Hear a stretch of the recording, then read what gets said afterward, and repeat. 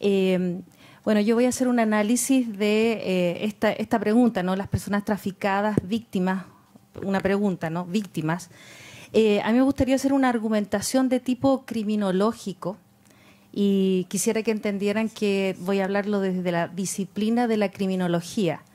La criminología tiene un tetraobjeto de estudio y el tetraobjeto de estudio, uno de ellos es el delito. Por lo tanto, eso tiene que ver con la tipificación del delito, o sea, no toda conducta, ¿no es cierto?, es un delito, por lo tanto, hay que ir al Código Penal, etcétera. Hay que tipificar el delito. El otro objeto de estudio es el delincuente. Y ahí vamos a tener varias perfilaciones acerca de los delincuentes, los tipos de delincuentes. Y el tercer objeto de estudio es la víctima. De hecho, la criminología desarrolla tanto el tema de la víctima que hablamos de victimología. No quise solamente cerrarme en colocar que era victimología, sino que quise ampliarlo a la criminología. Y el cuarto objeto de estudio tiene que ver con el control social.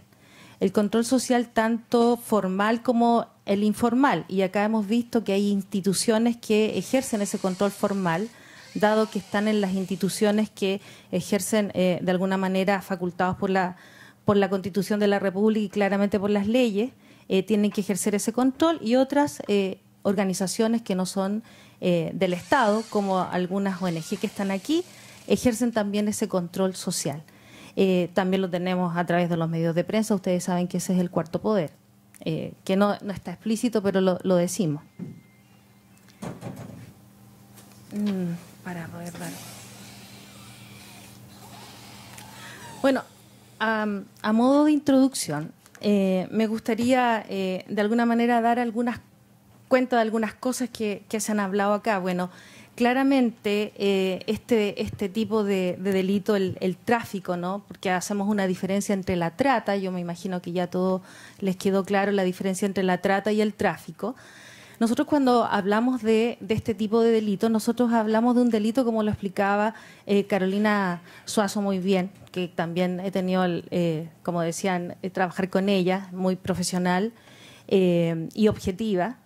Nosotros estamos dando cuenta de un delito transnacional y transfronterizo, por lo tanto, estamos detrás de esto hay un crimen organizado, por lo tanto, que cuando se detecta alguna red, no solamente nosotros estamos de alguna manera protegiendo en esa instancia a nuestro país, sino que esto, como lo hablaba el expositor primero, es holístico, es globalizado. Nosotros estamos hablando a nivel internacional. Nosotros sabemos que esto, yo cuando empecé en este tema, es la esclavitud del siglo XX, siglo XXI. Es el tercer negocio más lucrativo que tenemos, aparte de las drogas y el tráfico de armas. Para nosotros que se haya tipificado en Chile este tipo de ilícito es un avance. Yo me recuerdo que en el año, me parece que fue en el año 2012, cuando ingresa Gloria Trevi, se le impidió entrar a nuestro país, se hizo ese control. No tuve tiempo un poco para hacer alguna exposición del trabajo que hace la Policía de Investigaciones en el control fronterizo, porque claramente es mucho más que un control administrativo. Y por lo tanto, cuando ingresa Gloria Trevi, yo no sé si ustedes saben que ella estuvo claramente en Brasil, estuvo en México, pero ella hubo tres víctimas chilenas y lamentablemente yo no puedo dar detalles, pero claramente tuve algún contacto con estas víctimas, y la verdad es que para esas víctimas la verdad que no era muy agradable que pudiera entrar. Ella ingresó porque hubo una autoridad, la autoridad administrativa es quien permite que ella ingrese. Y por lo tanto también quiero comentarles a ustedes que se impide el ingreso de personas que han cometido este tipo de ilícitos. O sea, quería comentarlo a modo de que recuerden que igualmente ella entró porque parece que venía la Teletón y parece que ahí no se pudo de alguna manera sopesar si era víctima o victimario, que vamos a hablar eso. Bueno, el traficado, la persona traficada, puede tener una voluntad o una pseudo voluntad. ¿Qué significa eso? Que ustedes saben que en algún momento, ¿no es cierto?, el traficado es quien cancela alguna suma de dinero. Y cuando hablo de voluntad es que a lo mejor efectivamente lo había pensado, lo había planificado, a lo mejor le era más cómodo, pero también podemos hablar de una pseudo voluntad, porque también hay otras ocasiones en que este traficado también es engañado y por lo tanto a veces aduce hasta voluntad, pero es una pseudo voluntad porque hay un engaño. Le dicen, no, tú en Chile no puedes ingresar fácilmente, a Chile tienes que ingresar por este lugar, no, yo te hago esto. O sea, hay un engaño porque no es complejo ingresar a Chile, sí obviamente se hacen todos los trámites que hay que hacer. Claramente, nosotros hablamos del que es tratado, que hablamos de una pseudo voluntariedad. Y también aquí se produce lo que decía aquí Cecilia. Ella habló de que mantienen un lazo a veces con este traficante, ¿no? Y eso es lo que nosotros llamamos el síndrome de Estocolmo. Ustedes lo deben recordar porque claramente se produce una situación donde hay mucho sufrimiento, mucha vulnerabilidad social, emocional, donde se produce este enamoramiento o esta vinculación exacerbada con el sujeto que es el agresor, que en este caso es el traficante. Porque no hay ninguna otra persona que lo pueda salvar en el mundo. También podríamos explicar cómo ocurren nosotros le llamamos lavado de cerebro, ¿no? Bueno, gracias a estos trabajos que se pueden hacer, gracias a yo tengo que hablar un poco de los trabajos que hace la policía, se pueden detectar ciertas redes y de alguna manera se pueden detectar las rutas que puedan tener estos traficantes. Ahora, la información que nosotros tenemos es que la mayor parte de los traficantes son connacionales de ellos o son sujetos que tienen también, tenemos pocos, la verdad es que no manejo la cantidad exacta de casos donde hayan sido chilenos, son connacionales y son algunos de otras nacionalidades. Lamentablemente en el norte de Chile tenemos una persona que es muy buscada que es de nacionalidad peruana. Y ella tiene una red importante, o él. Y eso es preocupante.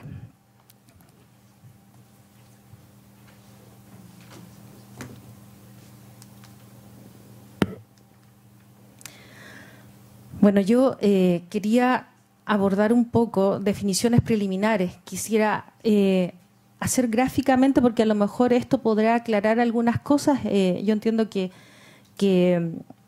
es importante para que nos podamos contextualizar. Bueno, los extranjeros cuando ingresan por un paso fronterizo ilegal, es decir, no por un control fronterizo habilitado, pueden ocurrir dos cosas.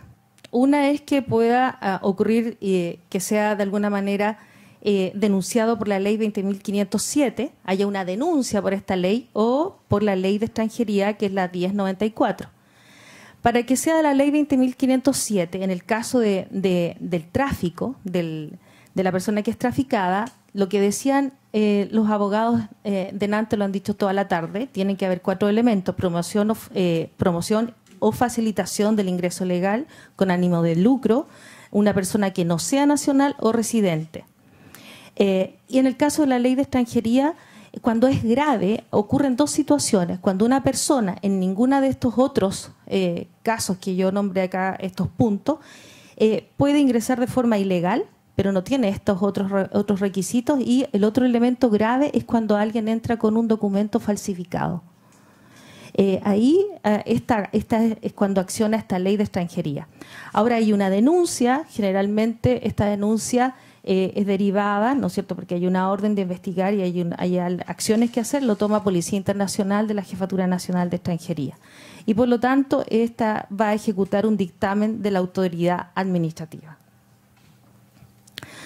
Bueno, volviendo a la criminología, para poder abordar un poco de por qué podríamos pensar nosotros y reflexionar si es víctima o no, nosotros tendríamos que entender que la victimología, que es una disciplina de la criminología que yo le dije que era mucho más amplia, que tiene este tetraobjeto, estudia el papel de la víctima que desempeña en relación al delito. Y obviamente la consecuencia que el delito ocasiona a la víctima. La víctima podemos entender que es una persona individual o un grupo que ha sufrido daños físicos o psíquicos por una pérdida ya sea financiera, patrimonial o un menoscabo en sus derechos fundamentales. Y todo ello es independiente, o sea, independientemente de que la justicia juzgue o no al delincuente o de la relación que existe entre la víctima y el agresor. Es muy importante entender que existe una relación entre la víctima y el agresor. La victimogénesis, el estudio de los factores que predisponen a ciertos individuos a tener más riesgo y a ser más objetos de delitos. Muchas veces se habla de la vulnerabilidad que pueda tener una persona para ser víctima. Yo me quedo un poco con los planteamientos que hace el FBI cuando plantea que cualquier persona podría ser víctima. Lo que pasa es que hay que estar en las circunstancias precisas para que a lo mejor uno se pueda convertir en una víctima de alto riesgo. Yo creo que de todas maneras cuando uno viaja a otro país como turista, solo como turista ya tenemos grados de vulnerabilidad. No es tan fácil, ¿no es cierto?, estar en otro país, ya sea, aunque hablemos, tengamos el mismo idioma, siempre tenemos un grado de vulnerabilidad. Para que lo podamos reflexionar. Bueno, Mendelssohn, uno de los autores favoritos que habla acerca de los tipos de víctimas, y Esad Fatah, que es un gran victimólogo, que también es uno de mis autores favoritos, van a contribuir a que yo pueda definir algunas cosas que a lo mejor ustedes puedan conocer, pero quiero recordarles. Cuando hablamos de la victimización primaria, nosotros entendemos, ¿no es cierto?, que es la acción directa que puede sufrir una persona acerca de un delito o de una experiencia, ¿no es cierto?, y que eso va a tener diversas consecuencias para esa víctima. Nosotros cuando hablamos de la victimización secundaria, que igualmente fue muy mediática, particularmente cuando nosotros hemos escuchado hablar de los delitos sexuales, ¿no? Y también lo mencionaba cuando hablamos en el caso de la trata por explotación sexual, donde las personas han vivido una victimización directa, pero que producto de este proceso de judicialización que tiene que enfrentar la persona, vive una victimización por parte de las instituciones. Y eso se llama victimización secundaria, que muchas veces la gente habla de revictimización. La revictimización es otro concepto. La revictimización es cuando una persona en diferentes momentos vive diferentes tipos de delitos.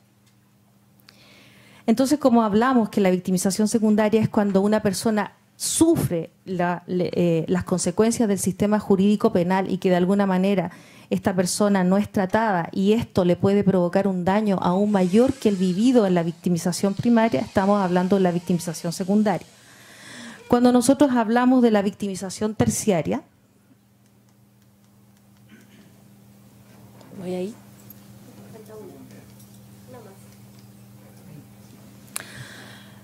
La victimización terciaria, yo no sé si algunos se recordarán, bueno, la victimización terciaria es la que puede vivir una persona que en un inicio es un delincuente y que es procesado y que de alguna manera tiene que terminar este proceso en la cárcel, cuando es condenado. Entonces, por lo tanto, producto de esta institucionalización que va a vivir en la cárcel, producto de este abuso de poder que pueda vivir en la cárcel, vive una victimización terciaria. También puede ser cuando una persona sale de esta situación y no encuentra una reinserción laboral o la sociedad no le ofrece una reinserción y de alguna manera una rehabilitación cuando ha tenido todo este proceso de encarcelamiento. También eso es una victimización terciaria, ¿me entienden? Es una persona que empezó cometiendo un delito, pero producto de toda esta situación que tiene que vivir, porque tiene que saldar con la sociedad, vive esta victimización terciaria.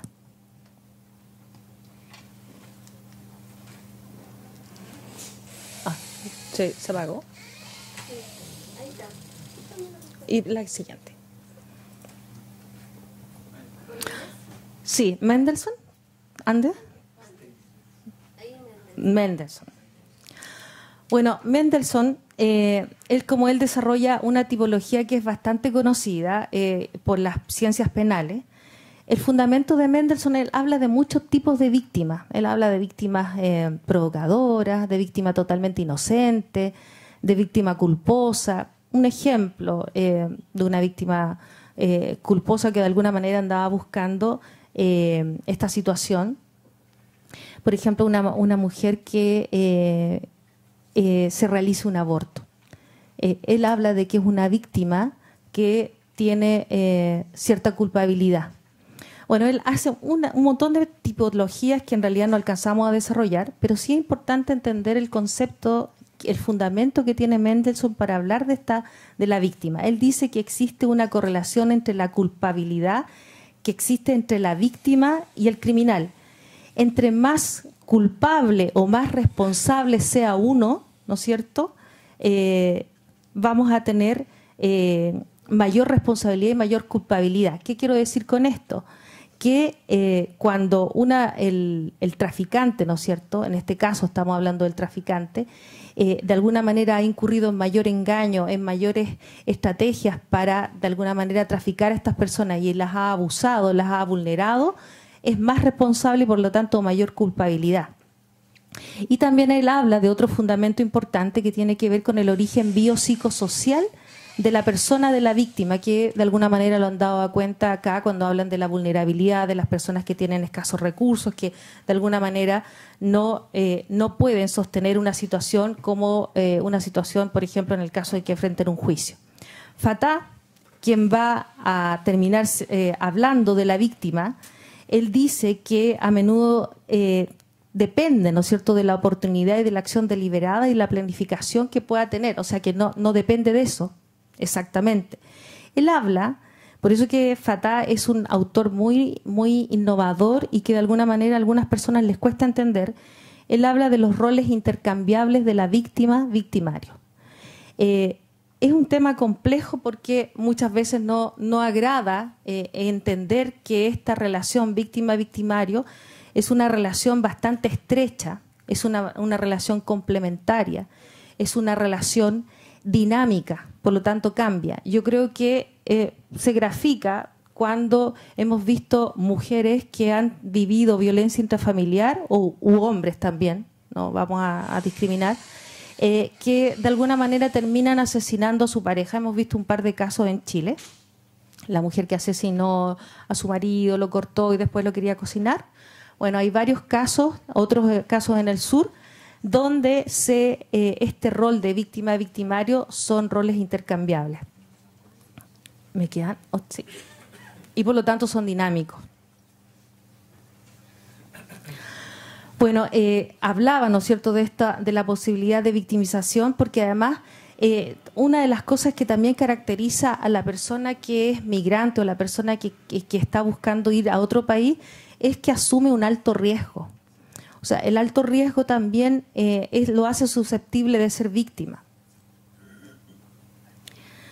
Ahora, decía, ¿no?, que cualquier persona podría ser víctima, y que no sería víctima en el caso de que hubiese, ¿no es cierto?, una transacción comercial, porque se trata de una transacción comercial con personas, existe un desplazamiento por lugares que no conoce, por lo tanto, mucho más vulnerabilidad, y obviamente se sacan provecho de esta vulnerabilidad los traficantes, porque claramente son delincuentes. La siguiente, con esta termino. Las reflexiones finales. Según lo que yo creo que para contestar esta pregunta habría que reflexionar caso a caso, como lo plantea Mendelssohn, porque hay que ver el grado de responsabilidad del criminal, en este caso que tenga el traficante, y el grado que tenga la persona traficada. Yo creo que hay que levantar entrevistas o protocolos dado que hay personas que sufren algún tipo de victimización, y en este caso podríamos hablar de terciaria, no lo sé, a la cual hay que darle oportunidades y continuar con una construcción biopsicosocial, dado que se interrumpió, dado los factores también de vulnerabilidad que tienen estas personas. Yo creo que hay que valorar acciones de lo que comentaban, ¿no? Esto tiene que ver con la repatriación y de expulsión. Son conceptos que de alguna manera hay que evaluar y eso lo tiene que evaluar la autoridad administrativa y ver el grado de victimización que tiene caso a caso para poder plantear estas medidas, también por el nivel de riesgo. Y finalmente, lo que de alguna manera se propone o yo propongo es que se realicen campañas de prevención a través de los consulados, sensibilizar a sus países orígenes, evaluar las siguientes etapas de prevención, y esto tiene que ver con un principio universal de corresponsabilidad. O sea, yo creo que los países se tienen que hacer responsables, sobre todo los países que de alguna manera sufren grandes pobrezas, por lo tanto provocan grandes migraciones, y tiene que haber una comunicación entre Chile y los otros países. Gracias.